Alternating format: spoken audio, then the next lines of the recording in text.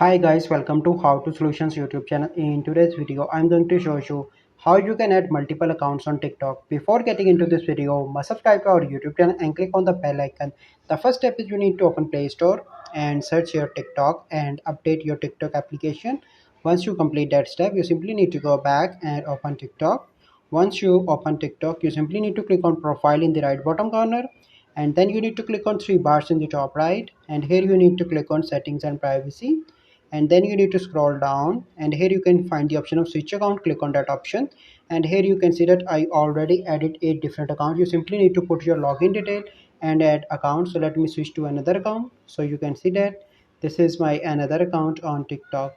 So at one time you can add 8 accounts on the TikTok and use different 8 accounts like this. So this is a process by which you can add multiple accounts on TikTok. I hope you find this video helpful. If you find this video helpful, must like this video, subscribe to our YouTube channel for future videos. We'll see you in the next video. Thank you. Have a good day.